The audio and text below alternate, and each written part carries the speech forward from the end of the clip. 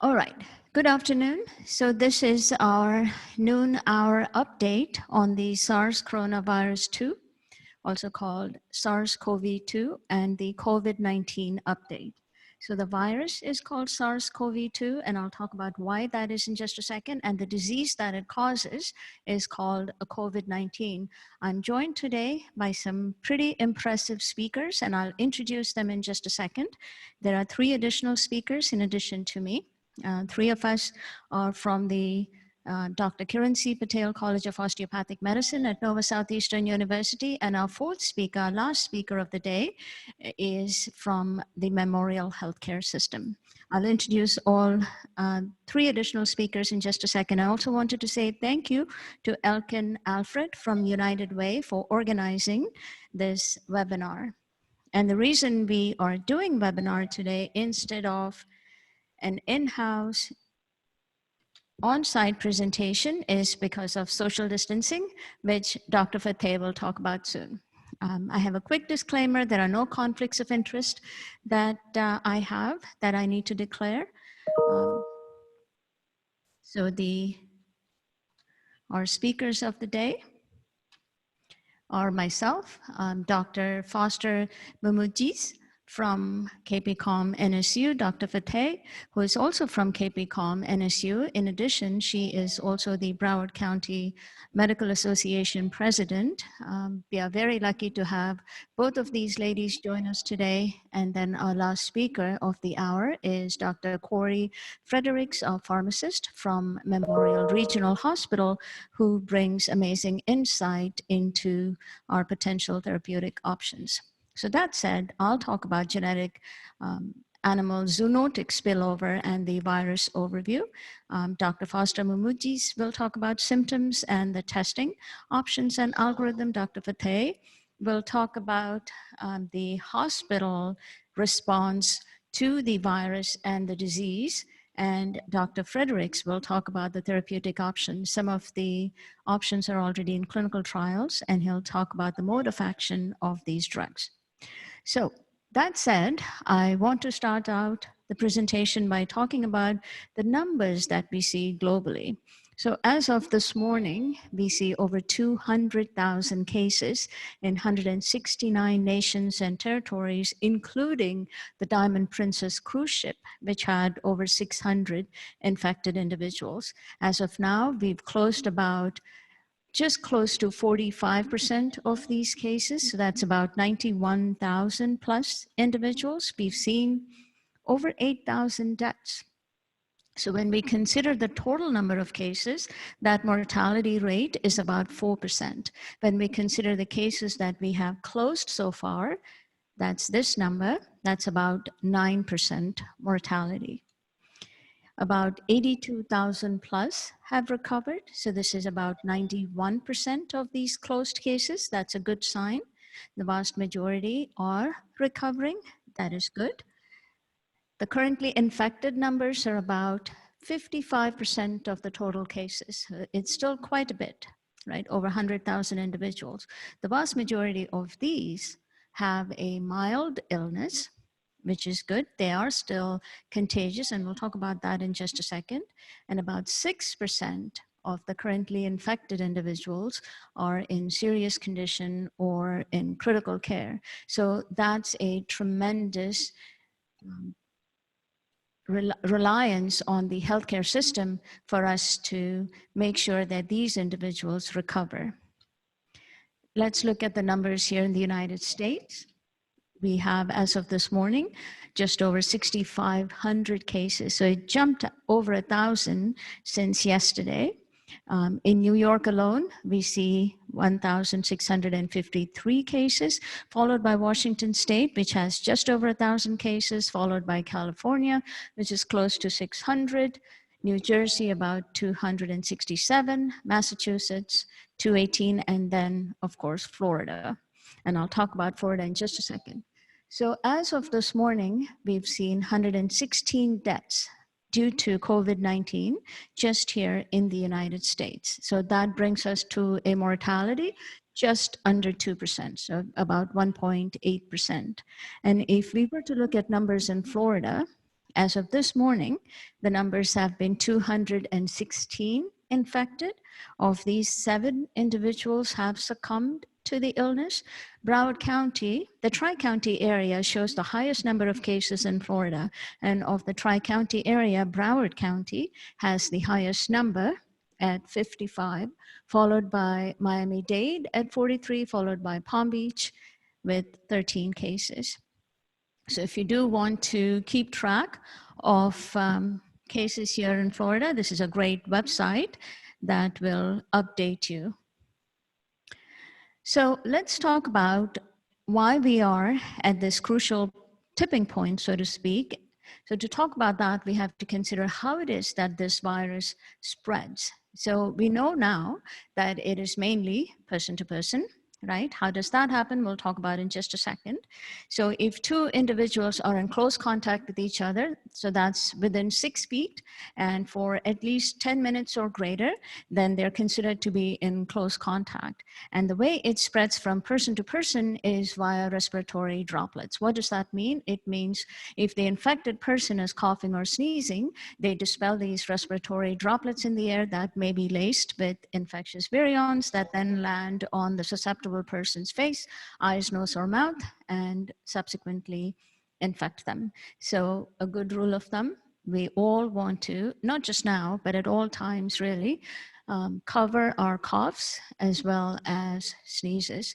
As you can see from this picture, that's a sneeze droplet. That's just one sneeze droplet. Pardon me, that's just one sneeze. A sneeze, we know from research, can dispel about 40,000 droplets. A cough can dispel up to 3,000 droplets.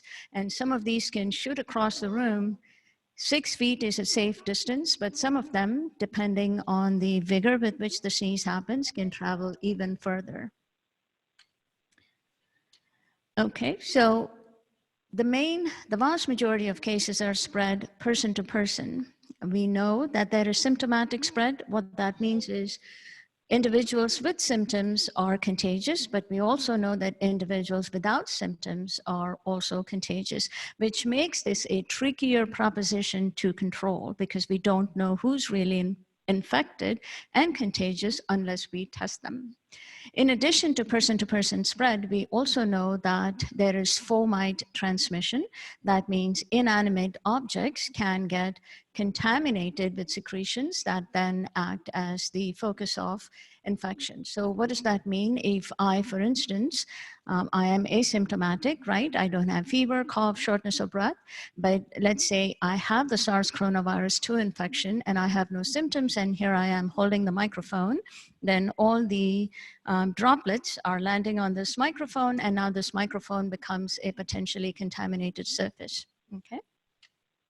So with research from NIH now, we know that virus can, the new virus, SARS coronavirus 2, can remain viable and infectious in aerosols for multiple hours and on surfaces up to days. So what does that mean? We need to make sure that we disinfect common use areas, frequently touched surfaces, so we minimize these surfaces acting as the focus of infection, right? So this brings me to how do we protect ourselves and how do we protect those around us? We want to make sure to cover our coughs and sneezes. This is important for all respiratory infections, not just the SARS coronavirus 2. So this is a good rule of thumb. Let's cover all of us.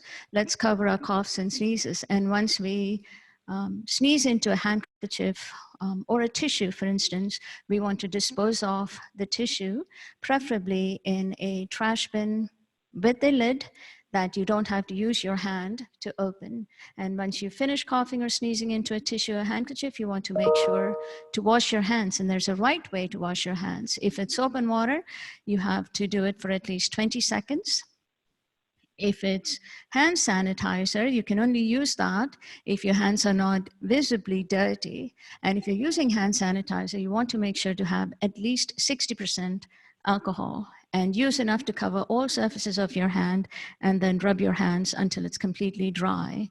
If you are sick, You want to stay home, so you're minimizing the likelihood of infecting others.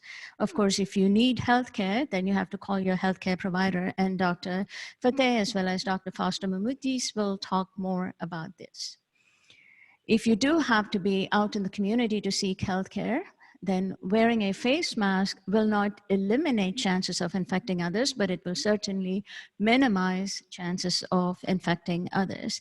We want to make sure that the virus doesn't stay viable on surfaces, and the best way we can do that is by disinfecting frequently touched surfaces or common use areas. So these include our elevator push buttons, doorknobs, door handles, desks, etc.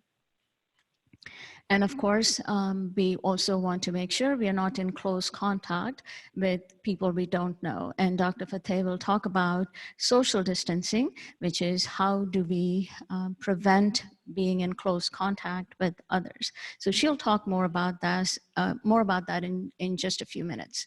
So just to give you a brief background view of what coronaviruses are, these are, for basic scientists, these are large enveloped plus single-stranded RNA viruses. Why do I mention that? The large has implications. They are the largest RNA viruses. What that means is they certainly have the ability to make their structure a little bit more complicated. They also have the ability to do certain mutations, which is what make them such a tricky proposition.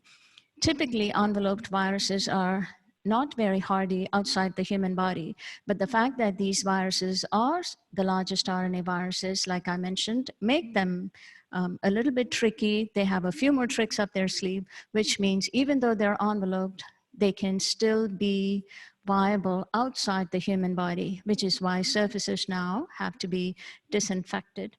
And the plus RNA viruses mean as soon as they get into the body, they hit the ground running, they're able to churn out proteins, etc. Okay, so we know that these viruses, just by their very nature, are able to accumulate mutations. So that's the backdrop of this virus. That said, there are about 7 different types of coronaviruses, 4 of which are endemic globally. That means every single year, these 4 different coronaviruses cause infections all over the world.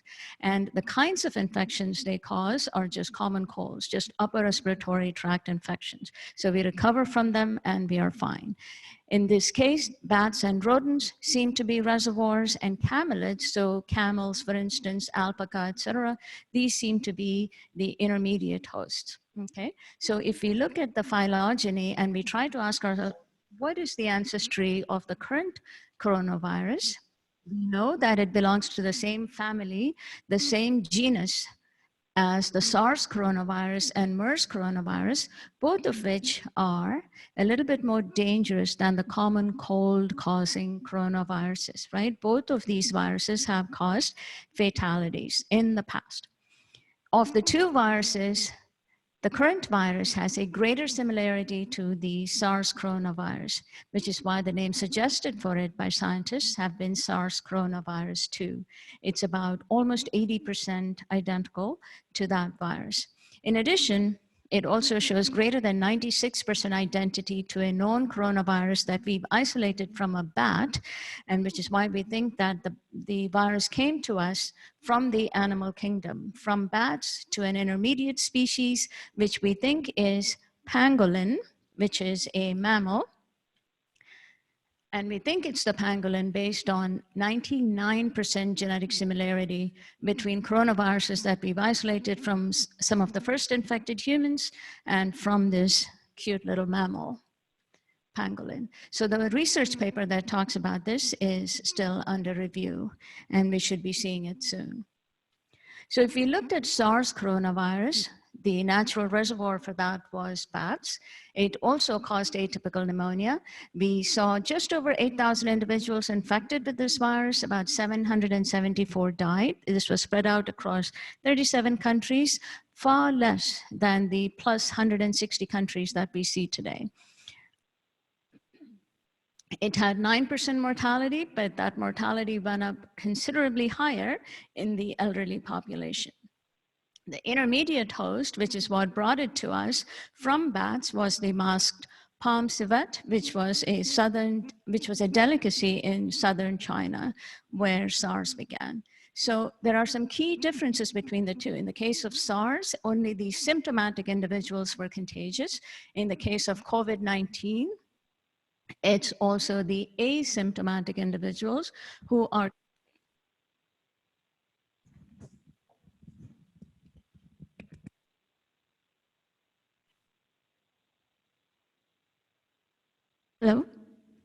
which makes it far less, which makes it far more tricky to control the instances of transmission. With that, I'll hand the microphone to Dr. Foster-Moumoutijis. Thank you. Hello, everyone. And by that, she meant my own new microphone, because we were trying not to share. So again, I'm Dr. Gina Foster-Moumoutijis. I'm an assistant professor of family medicine here at the Kiran Patel College of Osteopathic Medicine. In that role, I work with teaching medical students the first and second years. I'm also a clinical provider in NOVA's Employee Health Clinic, where I practice family medicine. So I'm going to take over from Dr. Mayi to talk a little bit about COVID-19. And as she mentioned, one quick thing to say, I have no conflicts of interest to declare. So one thing that she mentioned earlier is the difference between COVID-19 and SARS-CoV-2. SARS-CoV-2 is the virus that causes infection, and COVID-19 is the clinical illness that we're describing. So that just helps you understand this terminology that we're using. So first, I'm going to talk about the symptoms of COVID-19 that we have seen in adults. And I have to let it know or make the disclaimer that all of the information that I'm talking about is from the CDC, and a lot of the information they have gathered is based on the reports coming from China. It is also important to realize that most of the reports coming from China were patients who were hospitalized with COVID-19 symptoms. It may not be a good representation of patients in the community who are well enough not to need hospital care. So the symptoms we are talking about is the data we have gathered from hospitalized patients. So the symptoms, the common symptoms we have seen for COVID-19 in adults is cough, fever, muscle aches or fatigue, and shortness of breath. And I put some percentages there to give an idea. Between 77 and 98% of people will have a fever. So that's a very clear symptom. Cough, between 46 and 82%. Muscle aches and fatigue, 11 to 52%. You can see there, these are some wide ranges, and that's because we are still gathering data every day. And this all may change as we learn more, especially when we start including our community patients who are not hospitalized. Shortness of breath is also another symptom, 3 to 31%. From the data that has been published, the CDC is reporting some less common symptoms, which include sore throat, headache, a cough with sputum, or what we call a productive cough here in the clinics, nausea, and diarrhea. So this is a really wide array of symptoms, and as we continue to learn more and study more, we might be able to better fine-tune this as we go. Now, also important is to think about what are the symptoms of COVID-19 in children. This group is even harder to gather data on because, as we have known, there's more COVID-19 in our older populations, or our hospitalized patients have been older. So the data is more sparse. So when we discuss it, take it with that grain of salt that we still need to learn some more. So the reported symptoms are fever, cough, runny nose, and congestion. And if any of you, like me, are parents out there, we know that coughing and runny nose and congestion are an almost daily occurrence in my house. So I don't want you to worry too much if your children have these symptoms, but it is, as of what we know now, is the reported symptoms. These reports have also said there is a possibility of vomiting and diarrhea. Again, the data is sparse, but this is what we have so far. Now, what's interesting about the clinical course of COVID-19, or as we as physicians, as we're learning, the severity is quite wide. As Dr. Mayi was referencing the difference between the SARS-CoV-2 infection, COVID-19, and SARS-CoV, is that there are many patients who are not pathogenic, which means some patients have no symptoms at all. They're asymptomatic. Then we have patients who have a mild disease to severe disease, and unfortunately, it has also been shown to be fatal. So the severity is very wide, which makes it challenging both as physicians to care for our patients early on and also to identify who's at risk. The clinical progression might be slightly different, and this might help us determine which patients have COVID-19 versus other potential illnesses like the flu, what we have seen is from the date of symptom onset to the progression to shortness of breath, which is when many of the patients in China were hospitalized, was about 8 days. So this showed sort of a gradually progressing type of illness where in most of our things like the common cold or the flu, as I'll talk about in a second, many of our patients will start to improve by the second week. But in patients with COVID-19, we are seeing a worsening for those who succumb to the more severe illnesses. So when we talk about severe COVID-19, what does that mean? For the majority of patients, we're talking about acute respiratory distress syndrome. And these are patients who need to be hospitalized to get supplemental oxygen. Sometimes that's just requiring high flow oxygen. Other times they actually need mechanical ventilation, which means the patients are intubated or using another device that will help us ventilate their lungs. So these are patients who need hospital services. We are seeing other complications for severe COVID-19 infections. Patients can get a secondary infection. So they may get a bacterial pneumonia or another bacterial infection alongside COVID-19. They may have cardiac issues like cardiac injury, heart attacks, or cardiac arrhythmias. Patients can go into septic shock, which can also include other organ dysfunctions like the liver, acute kidney injury, or patients may have multi-organ failure. So severe COVID-19 is really many symptoms, many complications can occur. And again, we are learning every single case is managed individually because each patient may have a different course. So one thing to know when we think about this from the community perspective, both as patients and as healthcare providers, is who is at risk for COVID-19. The CDC will describe patients who are at risk for COVID-19 are any persons who have a prolonged, unprotected, close contact with a patient with symptomatic, and as we know, we now might include asymptomatic, but symptomatic confirmed COVID-19, or those who live in or have recently traveled to areas with sustained transmission. And if we follow that map that Dr. Mayi talked about, and as we're gonna look a little bit closer at Florida, the sustained transmission might be something that travel history may not be as relevant as time goes. But who is at risk for COVID-19 is not the same as asking the question is who is at risk for severe COVID-19. Because again, the majority of patients who get COVID-19 are not requiring hospitalization and do not progress to that severe infection. So the patients who we are most worried about, who might then need hospital services, are patients, and again, this is from the limited data collected from China, but we know that these are our older patients, patients over the age of 65 or 60, some might say, who have chronic underlying medical conditions or immunocompromising conditions.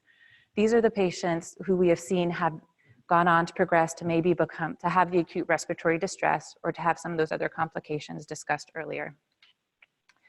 So when we talk about patients in the community and how to determine which are the patients we need to worry about and have a high index suspicion of, and who are patients that might have other conditions, we might think of the common things we are seeing. So here we have a slide that talks about COVID-19, the basic flu, and seasonal allergies. And this is not, this slide, we have to take it again, I say, with a grain of salt, because any of these conditions can all present similarly. But this just might help give you some guidance as either a person in the community or a healthcare provider as how we can start to differentiate, how we can start to figure out what's going on with our patients. So as mentioned before, COVID-19 has a gradual progression of symptoms, or may have a gradual progression of symptoms. Dry cough and fever are two very common symptoms, and that progression to shortness of breath in the second week. Maybe we can use that to help us have a higher level of concern for COVID-19. Compare that to the flu, where patients have an abrupt onset of symptoms. And they'll come to me and say, I was feeling fine yesterday and today I have a high fever, I have body aches all over, and I really don't feel well. So that abrupt change in symptoms, that might make us suggest that it could be the flu. But again, a lot of these two have similar symptoms. Body aches, headache, fatigue, as we mentioned in the earlier slide, those are all symptoms of COVID-19 as well. Now, seasonal allergies, it just happens to be that wonderful time of year when things are blooming, especially here in Florida. So we are seeing a lot of seasonal allergies coming back in. Sneezing, stuffy nose, runny nose, itchy eyes, and of course, cough can be a symptom of allergies as well. So this might just be seasonal allergies. Now, from a patient perspective, if you have a cough, it's impossible for any of us to know which of these three it might be, or not just a common cold. So I always say it's best to discuss with your healthcare provider, give them a call, tell them the symptoms you're having, and maybe they can help triage over the phone to determine whether or not they think, hey, this sounds like it's just allergies or the flu, or maybe we need to be worried about corona. So just keep these in mind when you yourself are evaluating your own symptoms. Now, of course, on everyone's mind is getting tested for SARS-CoV-2. And I'm going to start briefly, and Dr. Fateh will talk a little bit more in a second, but I'm just going to go over the current recommendations from the CDC. So the CDC states that clinicians should use their judgment to determine if a patient has signs and symptoms that are compatible with COVID-19 and whether the patient should be tested. So you can see this is really quite a broad group of people here, because as we talked about the signs and symptoms of COVID-19, it can include many, many people. So it's important as us, whether we're patients in the community or physicians, is to consider what is actually going on in our own communities, what testing is available through our own health departments and our own physicians. This is just a quick view of the most recent update from the Florida Department of Health. This is based on March 15th, so earlier this week. And they put out a clinical screening tool that helps physicians identify patients who should be under investigation for coronavirus. Now, this top box here, screening criteria, I'm going to go to the next page so we can see it a little more clearly, and we'll come back to it. This top box, they have screening criteria, the people who they definitely recommend testing.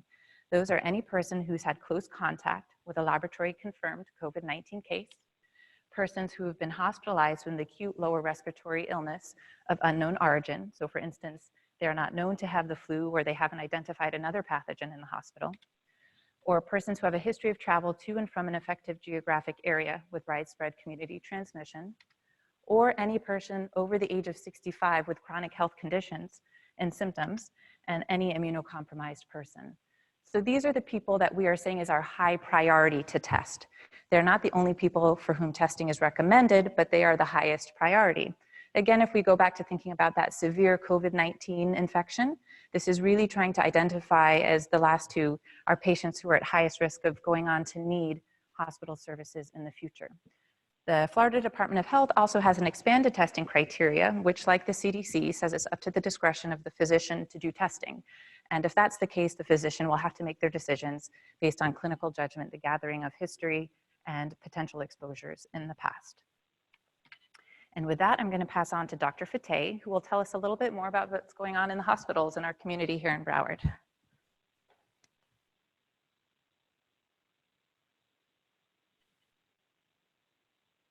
Good afternoon. I hope everyone can hear me. I'm Shanaz Fateh. I'm the asthmology and immunology physician, and also the president of the Broward County Medical Association. I'd like to talk to you a little bit about what we're doing in Broward County and update all of us. We are seeing patients in clinics, and of course, as folks are calling us and we're sending them to the hospital, patients want to know what happens when I get there. So let's take a look and see how ready Broward County is. I have no conflicts of interest to declare. So this is a map that Dr. Foster showed earlier, as well as Dr. Mayi. And I think this is one that I look at every single day. And just from yesterday to this evening, the data has changed. So Florida's COVID-19 data and surveillance dashboard is there on the Department of Health website. You can see the US cases are about 6,500, total cases in Florida 216. We have 832 patients that are being monitored, and Broward County has 55 cases confirmed. So how well are our hospitals prepared in our county? So some key questions that we can ask is, how are hospitals responding to increased patients arriving for evaluation and treatment?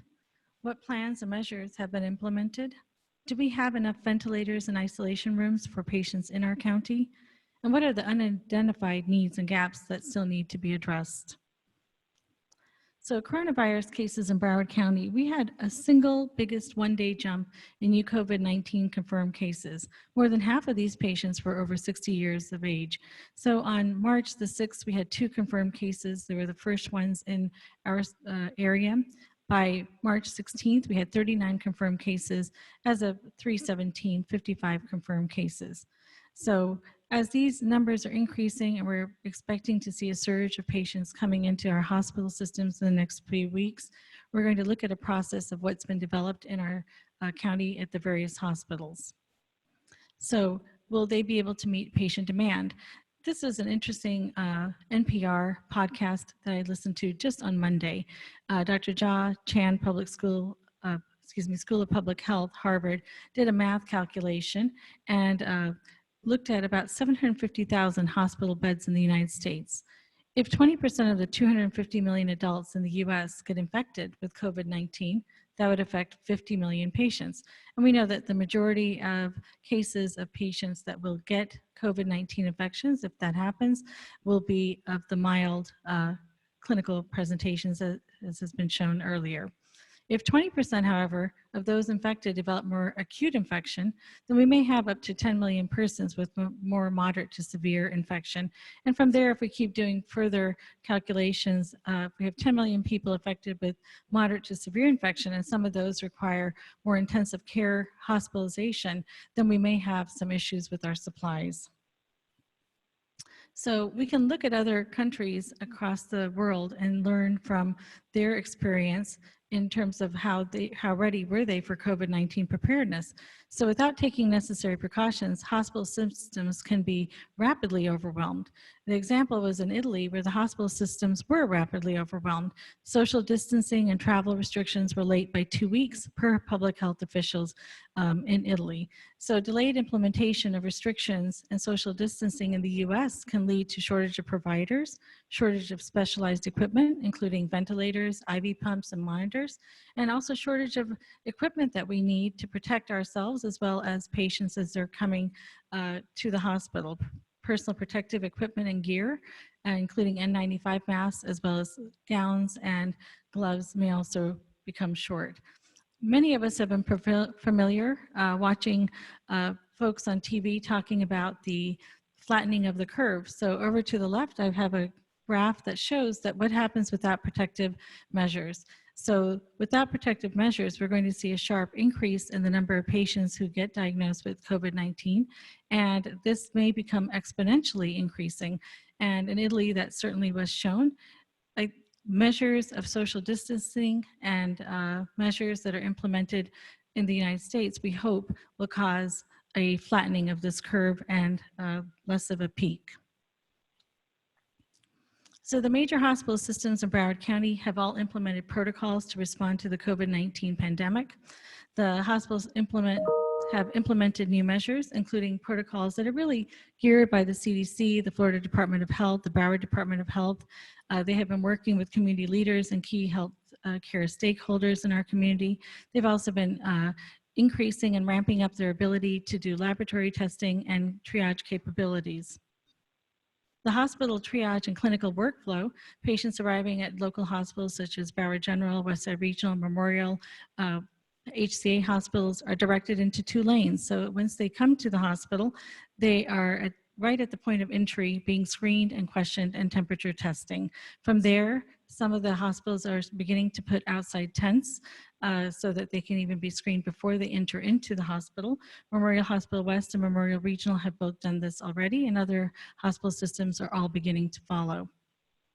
So here's a graph that shows as a patient arrives to the hospital, you have 2 paths post-triage. Of course, remember at the hospital, patients are coming for other diseases. They may be coming for chest pain, abdominal pain, and they also need to be triaged. So patients without symptoms of flu or symptoms of COVID-19 symptoms are triaged in one area, and patients with COVID-19 symptoms or exposure will be then triaged separately.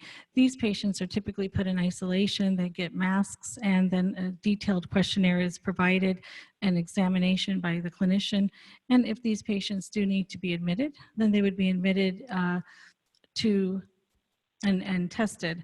If patients who are screened and undergoing testing do not need to be admitted to the hospital, they will be sent home, and they'll also be recommended to stay in isolation and remain in quarantine. Test results at different hospitals do take different times, so until they have testing, it's recommended for them to stay with social isolation. Testing status, I think in the initial phases of when Broward was having increased cases of COVID-19 infection, there was a lot of concern, do we have enough test kits? And we've had from our governor more rapid testing that's been provided to our state and to our area.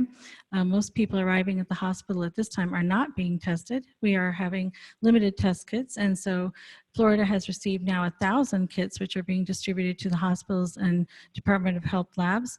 Our future status, and this is going back to 3/13, Governor DeSantis at that time ordered 2,500 COVID-19 test kits, which will test about 625,000 people, and more since then, of course, have been added. And so we're seeing the distribution in our area. Since Broward County has had the largest number of cases in the Tri-County area, much of the effort has really been focused here. So when do test results come back? This is a question that patients are asking, and this can, at this time, vary amongst facilities. The Department of Health has 3 public testing facilities, and results are generally back in 2 to 3 days. Memorial Health has in-house testing and is currently able to test about 100 patients per day. And as they ramp up to 2 machines, this may allow for testing for about 1,000 to 4,000 cases per day. And reports will be back within hours. Baptist Health, Broward Health, HCA are all at this time sending tests to outside labs, and these may take 3 to 4 days, and all of the hospital systems are also working to get reagents and processes so that they can continue to do in-house, and I think we'll see this throughout all our hospital systems very shortly. Mobile testing sites and what we call drive-through testing. Now this could really have an impact because having mobile testing sites mean that patients would come with a prescription from their physician, drive up and get the nasopharyngeal swabs as well as the oropharyngeal swabs, and then be able to go home. So again, this allows for less congestion at the hospital system, at the emergency rooms, which is favorable. And so where will we be doing this? At this time, we have 170 National Guard personnel that have been deployed to Broward County to help with mobile testing, and testing sites and centers are currently being established. Memorial Health has started mobile testing in Miramar, and they're looking to add additional sites. 300 National Guard members will be coming to Broward County to additionally help with the drive-through testing, and all the other hospital systems that have already publicly given reports that they are also looking at drive-through testing centers, all to start very soon. The Broward County Medical Association has been in alignment with CDC, Department of Health, and for both Broward and Florida Department of Health. And social distancing has been something that we really want to promote. I think social distancing involves widespread closure of schools, restrictions on bars, restaurants, other businesses with COVID-19. This is really remaking our daily life for all of us, but at this time, as the infection has been ramping up, it is extremely necessary and imperative that we follow these protocols that are coming from our state to us in a local community. This will help lessen and hopefully decrease the spread of new coronavirus infections in several regions. And this has been shown internationally. Countries that have been implementing social distancing have seen some flattening of the curve. So every day brings new measures. We know that social distancing measures also need to be implemented in our own offices, at physician offices, and at hospitals. Many physicians at this time are closing their hospitals and using alternative means to be able to see their patients, such as telehealth. And elective surgeries at hospitals are being delayed. Visitation hours have also been limited. How many people can come in and visit the patients? At this time, just 2 persons per patient in the inpatient arena. Nursing homes, assisted living facilities, long-term care facilities, and adult group homes have also been screening patients and limiting visitation. Most of the patients in these facilities are at higher risk for COVID-19. So we also have been requesting that local hospitals should share data, how many open beds are available, and availability of resources like ventilators. This may help us if we have patients that are acutely ill and need to be sent to a facility so that we know which regions and which hospitals have availability to receive these patients. Staff scheduling, rotations to make sure there's enough workers available. As in hurricane season, additional staffing by providers and physicians for coverage may be considered to be arranged now in advance of any increase in cases. And of course, physicians are also at risk of developing disease. So I know there are many cases of physicians who at this time have also been exposed and who are in quarantine. So we may run the risk of shortage of providers. And so if patients are trying to get to their physicians and offices are closed, we may start seeing other things that can have a domino effect. So addressing some of the volunteer spirit of our physicians and thinking about these needs now in advance and arranging for that, I think would be helpful. And we also think that curfew hours throughout Broward County, as in occurs in hurricane emergency, should be considered. We have a lot of young students that are out from school, as well as many residents of Broward County that are returning from universities and other locations across the US. So curfew hours may help us impact on the social distancing. So the final reminders I want to leave home with you is that we want to stay safe during COVID-19. So we want to stay home and self-quarantine if we have any exposures. We want to do the 6 feet distance, keep apart from each other. Utilize telehealth if you're physicians or providers to be able to take care of our patients remotely, especially for our elderly patients who may be at higher risk category. This would be very helpful. We want to wash our hands, as mentioned earlier by Dr. Mayi, 20 seconds at least with soap and water. Frequently check updated hospital BCM websites, the Florida Department of Health, the Broward Department of Health, so many good resources, the CDC, and I think we've shared several of those with you today. So you can use any of these sites to get further information on COVID-19. And we want to avoid large gatherings. You know, at this time, people have given all kinds of different numbers, 10, 25, but I think avoiding large gatherings makes very good sense. We are here to support the physician community, so if there are physician needs, the BCMA is certainly here for that. Thank you. Now, we're going to have a review on the,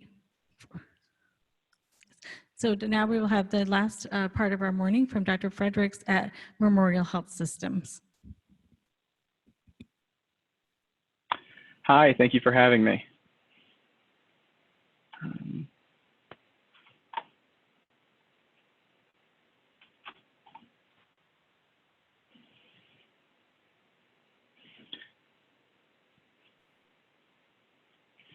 Okay, so thank you for having me again. My name is Corey Frederick. I am the Pharmacy Infectious Diseases Clinical Coordinator at Memorial Regional Hospital. And so just wanted to include a disclaimer slide. So I have no conflicts of interest to declare. However, something I did want to mention, so as of yesterday, no compound that specifically targets SARS-CoV-2 has moved beyond the phase 1 study. So due to the lack of evidence for treatment options for COVID-19 at this time, I just wanted to declare the following recommendations are not advocated by myself or my employer. So I'm not necessarily advocating these are first-line agents or these need to be performed or dosed in a certain way. This is just what the literature has to state at the moment.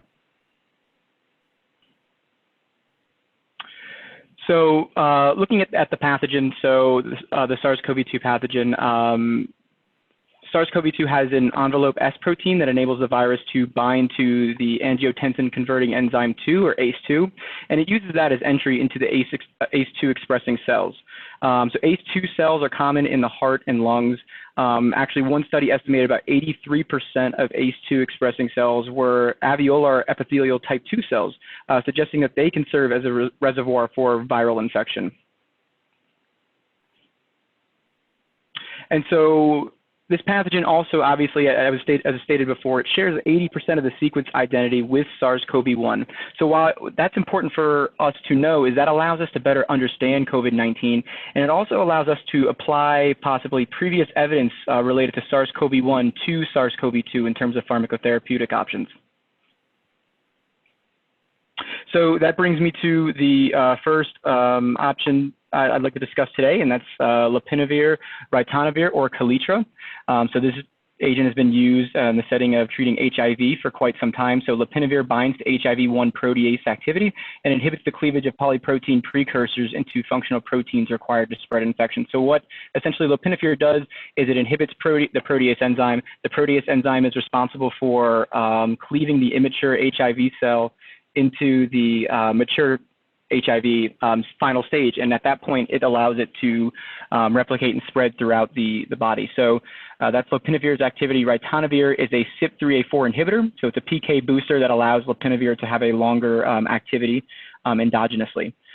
So the dose that we're going to discuss today in relation to what we've been seeing for SARS-CoV-2 is 400 of the Lopinavir, 100 milligrams of the Ritonavir by mouth twice daily. So some adverse drug reactions or ADRs that can be seen with Kaletra include possible higher risk of myocardial infarction, some class effects of the protease inhibitors, so hepatotoxicity and increased cholesterol can be seen, and pancreatitis as well. So notably, patients who typically have elevated triglyceride levels before starting Kaletra are at a higher risk for developing the pancreatitis. In terms of drug-drug interactions, so Lopinavir is metabolized by CYP3A4. We mentioned before that Ritonavir inhibits CYP3A4. So some other concomitant medications to avoid include amiodarone, azole antifungals, ticagrelor, rivaroxaban, and tacrolimus. I'm sorry, my screen is okay. So this would make Kaletra, because it inhibits some of these immunosuppressant drugs like tacrolimus, maybe not a best option in certain patients who have solid organ transplantation. So looking at some of the literature, the first article I'd like to highlight was a retrospective matched cohort study for Kaletra. This was examined in the initial SARS-CoV-1 outbreak in 2003. This was almost exclusively in China. Over a period of about 8 months or so. So this data stems from that outbreak. And so that study, they looked at using Kaletra plus a standard treatment protocol compared to matched patients receiving just the standard treatment protocol for the SARS-CoV-1. So the size of the study included 75 patients in this Kaletra plus standard treatment protocol arm compared to about 977 patients in the standard treatment protocol arm across 4 acute hospitals in Hong Kong from 2003. And as the results, you can see below in the table. So out of the patients who got the Kaletra in that arm, none of those patients were intubated. In the standard treatment arm, about 11% of those patients were intubated. And in terms of overall death rate, that was about 2.3% with the Kaletra group compared to 15.6% with the control group. And both of these differences were statistically significant.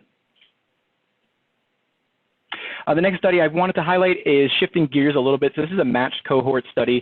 And in this study, this looked at patients with MERS coronavirus. So the Middle Eastern Respiratory Syndrome coronavirus had an outbreak in 2012. It started in Jordan. It expanded to the Arabian Peninsula. And so it was almost exclusively in the Arabian Peninsula, except for an outbreak in South Korea in about 2015. So that's actually where this study comes from. So in this study, they looked at patients getting essentially Kaletra plus ribavirin as a post-exposure prophylaxis or a PEP regimen for what they said were high-risk healthcare workers versus no prophylaxis and matched high-risk cases for the MERS coronavirus. So essentially in one hospital, there's a patient that was presented before the outbreak really had started. That patient did have MERS. So out of all those 22 patients, they were given this cocktail of a post-exposure prophylaxis. And what they did is they looked at 4 other hospitals in South Korea that had a very similar situation. Those healthcare workers were not offered this prophylaxis regimen, so they compared essentially this one group to 21 other patients throughout 4 other hospitals who didn't receive PEP. In terms of the results, the patients who did receive the post-exposure prophylaxis, none of them developed MERS.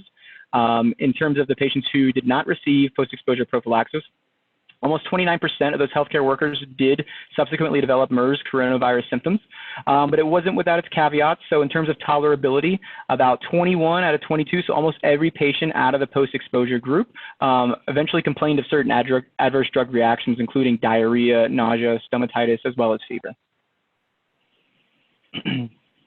So in terms of Kaletra, no current well-defined studies published are examining Kaletra's role in COVID-19. However, several case studies have been published from China. Currently, it is recommended in China's COVID-19 treatment guideline, and hopefully we're able to extrapolate some of the evidence of activity against SARS-CoV-1 and MERS-CoV to SARS-CoV-2.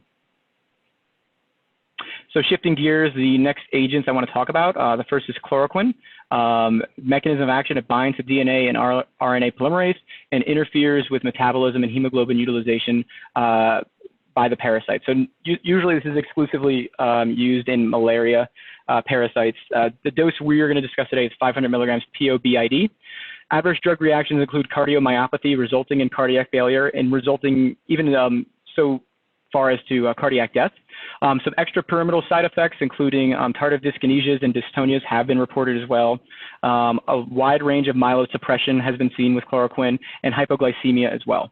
In terms of drug-drug interactions, it may increase the levels of other beta blockers, dapsone, as well as haloperidol, and it's recommended to avoid with other agents that may cause QT prolongation.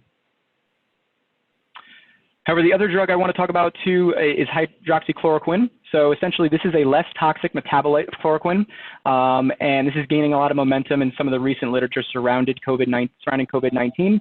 The dose I'd like to identify, there's a lot of different doses in the literature, especially if you're treating patients with malaria. But we're going to talk about a study that's examining 400 milligrams PO/BID for the first day as a somewhat of a loading dose, and then 200 milligrams by mouth twice daily after. And it's also recommended to administer with either food or milk.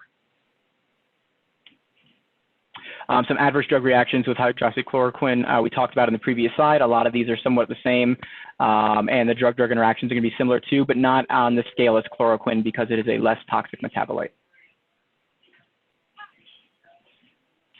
So the first study with hydroxychloroquine is an in vitro study. It's a physiologically based pharmacokinetic model.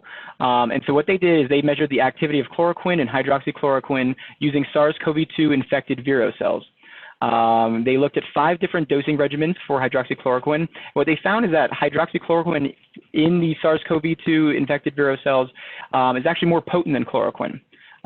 So the study looked at several different regimens, like I stated, and they found that the optimal regimen for the hydroxychloroquine was what I mentioned before, that 400 milligram by mouth twice daily on the first day as a loading dose, and then 200 milligrams by mouth twice daily after to complete 5 days of therapy.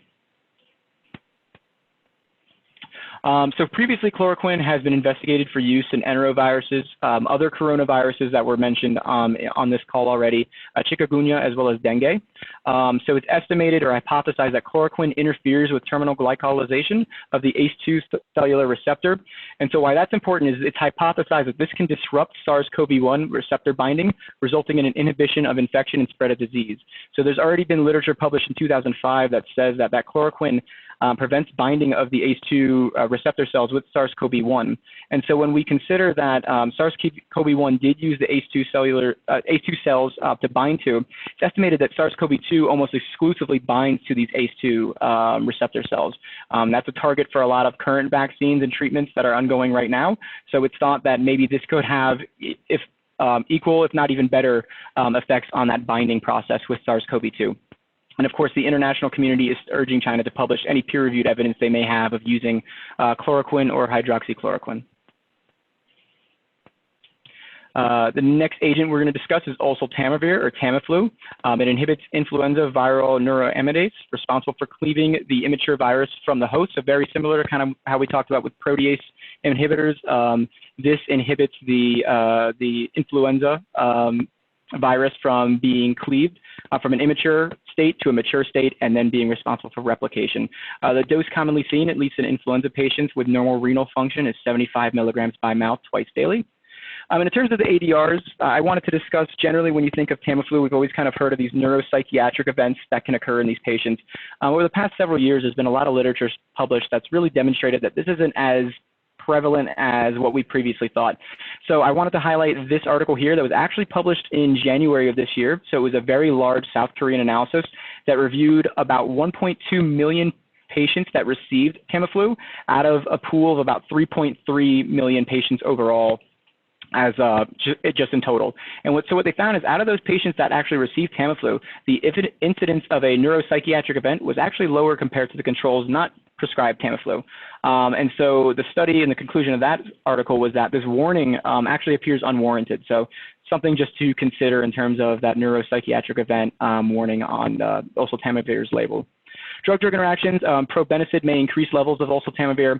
Oseltamivir is metabolized hepatically, but not by any CYP enzyme, so it doesn't have the extent of drug-drug interactions that we saw with Kaletra. So one article to examine Oseltamivir and SARS-CoV-2. This was just a case series. So these were healthcare workers exposed to patients with COVID-19. They were then quarantined after, and they received Oseltamivir. These were 4 healthcare workers, and 3 out of the 4 had clinical symptoms and CT imaging abnormalities resolved after receiving the Oseltamivir. So not a lot of literature thus far with COVID-19.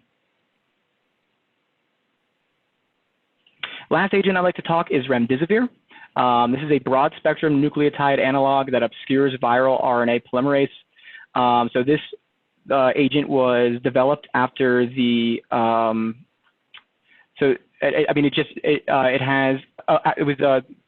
this agent was developed after the Ebola outbreak in Africa. It has broad spectrum activity against a lot of viruses, including MERS-CoV as well as SARS-CoV-1.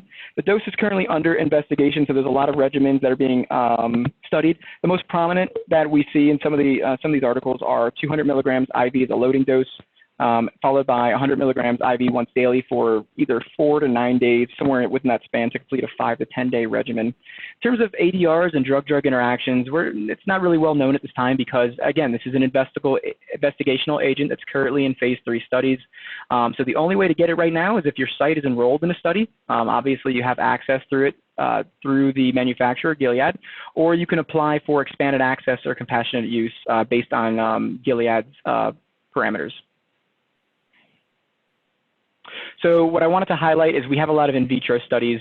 I actually wouldn't say a lot, but we have several in vitro studies looking at remdesivir against the SARS-CoV-2 virus at this time. But I wanted to highlight this article below that actually described its use as compassionate use in the first case of COVID-19 in a patient in Washington State. So that patient did receive remdesivir, and that patient did improve after starting that regimen on day 7 of hospitalization. But in terms of its efficacy in larger studies, it remains to be seen.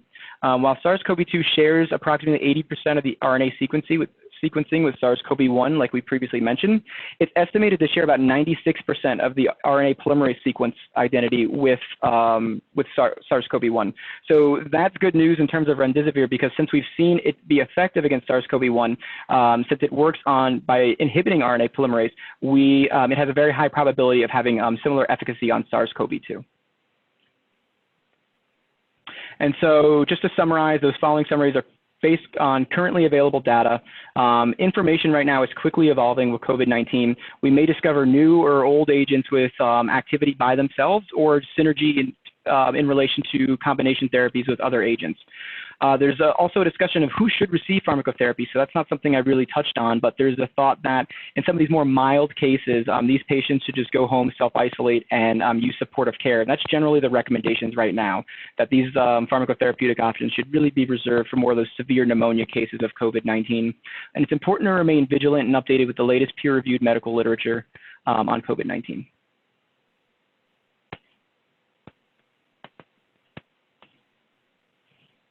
Last slide, I just wanted to include some great resources for the audience. So the CDC link here, the Florida Department of Health, and then last, the Infectious Diseases Society of America, or IDSA COVID-19 Resource Center. And these are my references. This is NSU webinar, so you can make it to where they tell everybody what to recommend. Yeah.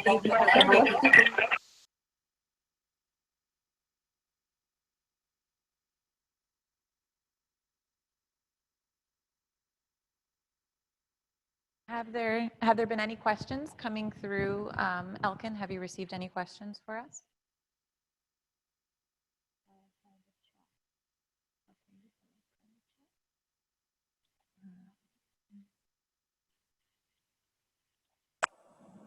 Give us 1 second.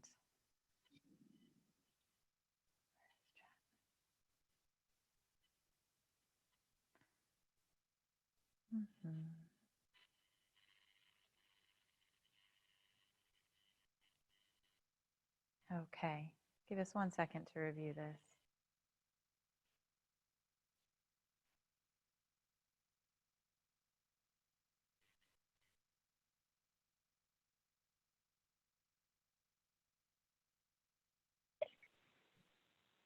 Sorry, can you all hear me? Yes. Okay, we're having some technical difficulties. So we do have a couple of questions that came in, so I will read them. The first question, is there any evidence to suggest that SARS-CoV-2 transmission will be reduced as warmer weather sets in? Go ahead, Dr. Mayi. Hello. At this time, we just don't know. I think what's key to remember is these are the largest RNA viruses, which means they are a little bit trickier, and they also have the ability to generate mutations. All viruses do, but these are a little bit more sophisticated in how they do that. So we just don't know. Unfortunately, it's just a waiting game.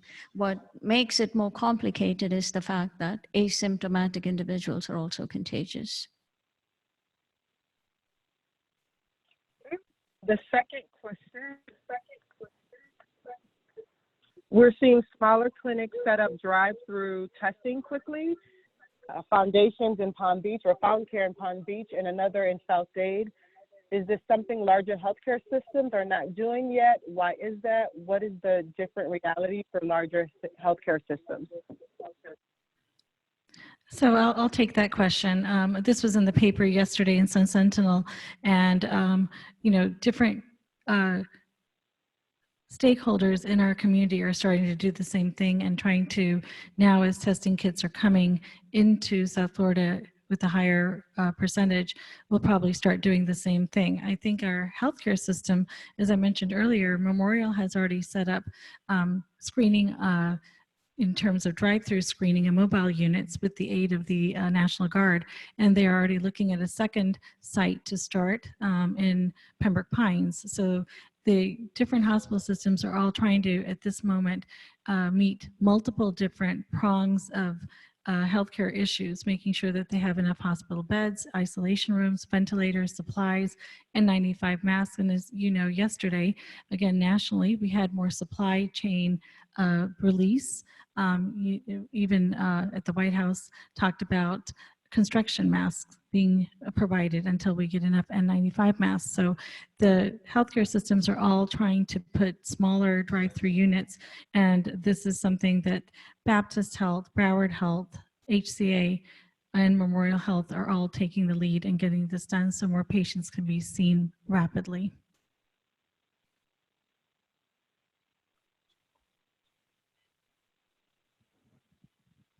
All right, thank you. The next question.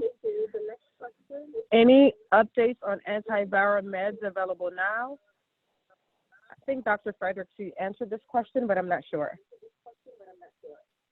And where are we in terms of vaccine available for the general public? So the vaccine, this is Dr. Mayi. The vaccine just started clinical trial, I think on Monday. We won't have a viable candidate if everything goes according to plan for at least another 18 months or so. So we're still a little ways off. But we hope that all the trials, it's safe, it's efficacious, but we won't know that until we get there, unfortunately. Did you want to add? And just a vaccine was given to 4 patients in Seattle, and they're healthy adults. Just as a note, the vaccine was not tested in patients with active disease. Of course, this is for prevention, so it was tested in healthy volunteers who had no exposure and were not active symptoms with COVID-19.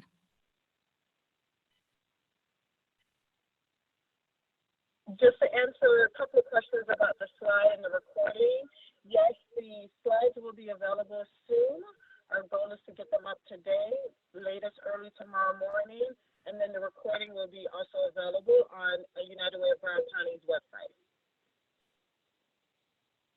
And yes, it will be emailed to all attendees. Next question.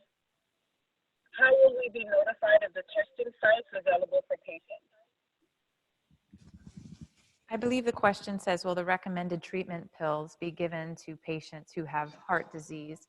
And if Dr. Fredericks is still online, I'll give you a second to answer. If not, we can take that question.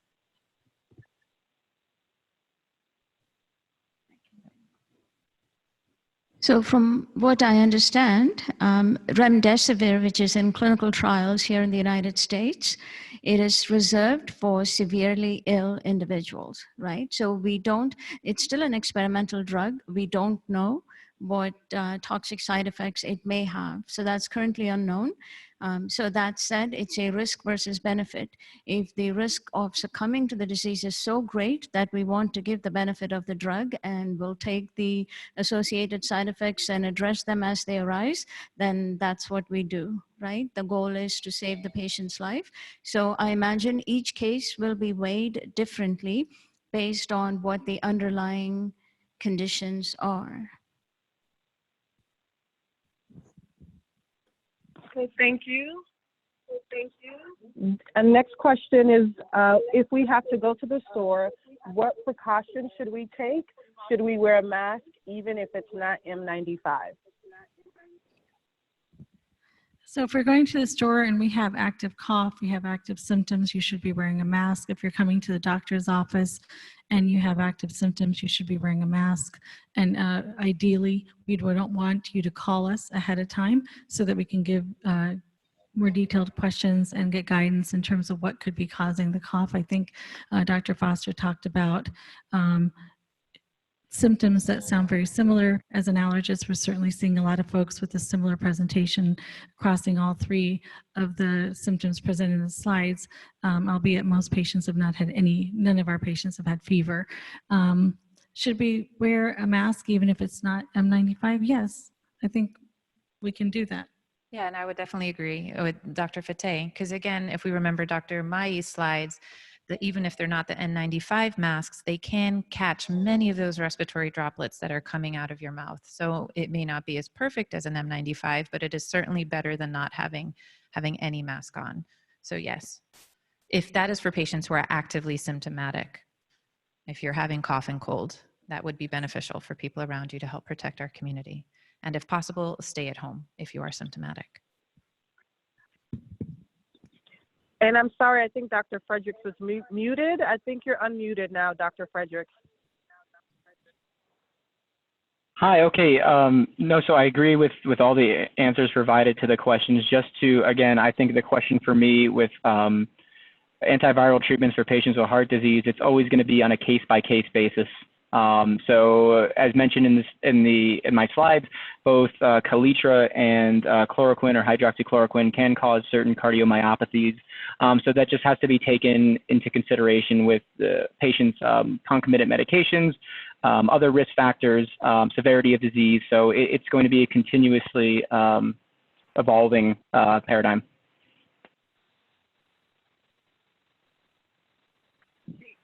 Next question, does any prophylactic drug?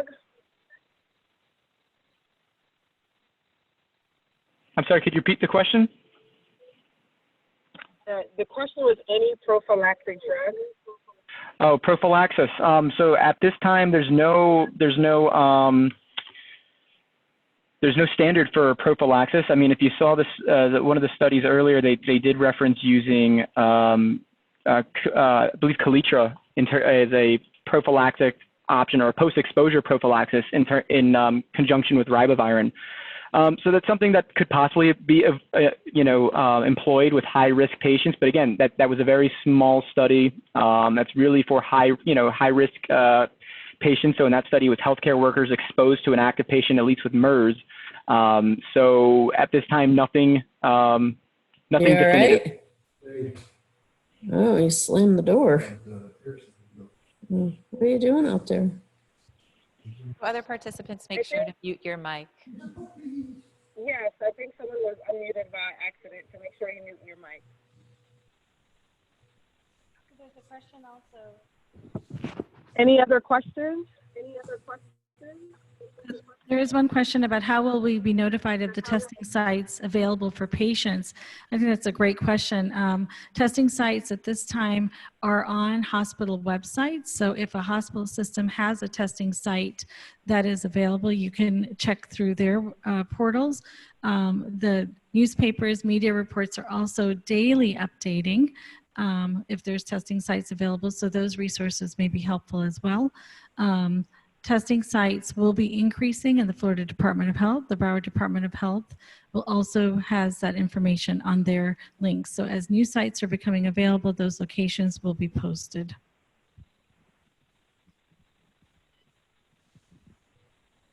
Thank you.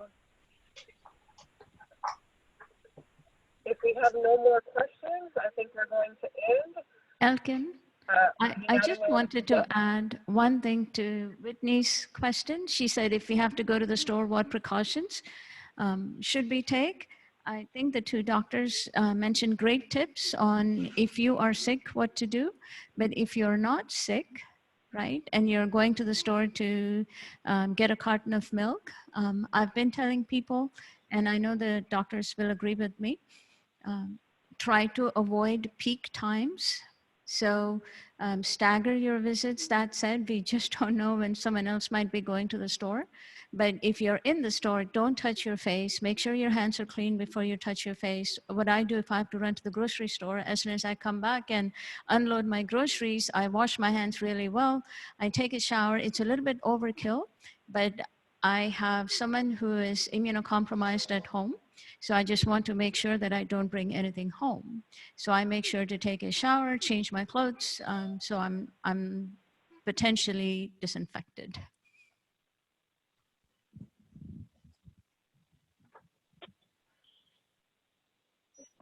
Any of our panelists have any last comments?